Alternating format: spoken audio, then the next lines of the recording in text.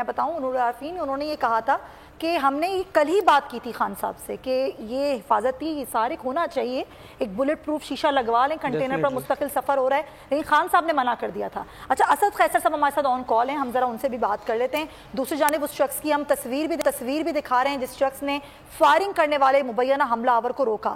اسد یہ Jemima gold Smith صاحبہ کے ٹویٹ ہے جس پہ انہوں نے اس کو ہیرو کہہ کے پکارے. ہاں جی, اسد قیصر صاحب کیا کہیں گے سر آج جو صورتحال ہوئی ہے ساری؟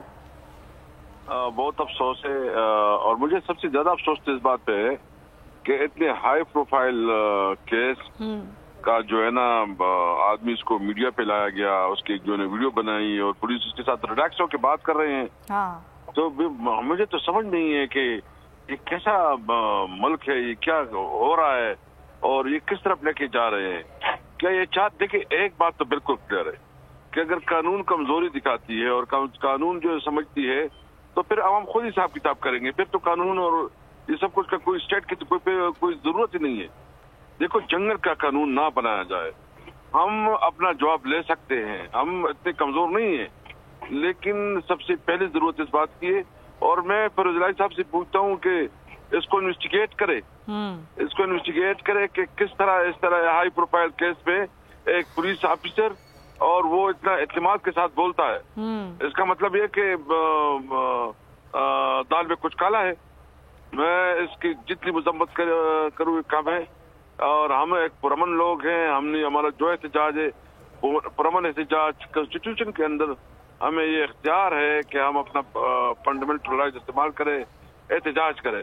ہم نے کوئی ایسا قدم نہیں اٹھایا, لیکن اگر اس قسم کی حرکتیں ہوگی تو پھر جو بھی ذمہ دار ہوگا یہ حکومت اس کی ذمہ دار ہوگا. اسد قیصر صاحب, میں نور العارفین بات کر رہا ہوں. سر یہ مجھے بتائیے گا کہ یہ جو حملہ آج دیکھنے میں آیا ہے, آپ کے خیال میں اس کا کوئی کھرا فیصل واوڈا کی اس ایک پریس کانفرنس تک تو نہیں جاتا جس کے بارے میں ہم تھوڑی دیر پہلے بات کر رہے تھے؟ ان کو کس نے بتایا, ان کی معلومات کس طرح سے مطلب آپ دیکھتے ہیں اس کو کہ جو انہوں نے بتایا تھا کہ یہ مارچ خونی ہوگا اور آج وہ خون بہا بھی؟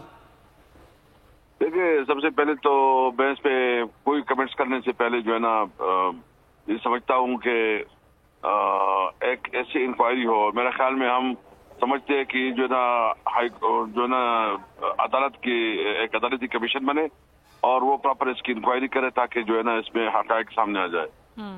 یہ جو مجھے ڈر لگ رہا ہے کیونکہ ہماری صوبے میں انہوں نے پی ڈی ایم کی جو جماعتیں ANP اور جمعیت علماء اسلام ان کو لانچ کیا کہ چونکہ جمعے کو ہمارا احتجاج تھا تو جمعے کو انہوں نے ان کو لانچ کیا کہ وہ احتجاج کرے, اور اس کا احتجاج کا مطلب یہ تھا کہ وہ تصادم پیدا کرے.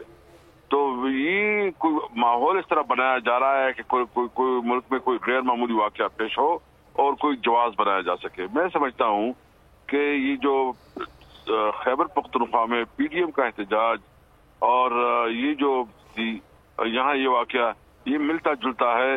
کوئی ہے جو کوشش کر رہا ہے کہ ملک میں جو ہے نا انارکی پھیلے اور ملک میں جو ہے کیوس ہو اور ملک میں جو ایک آزاد عدلیہ کی بات کرتا ہے, قانون کی حکمرانی کی بات کرتا ہے, آزاد خارجہ پالیسی کی بات کرتا ہے, ایک حقیقی آزادی کی بات کرتا ہے, اس آواز کو دبایا جائے.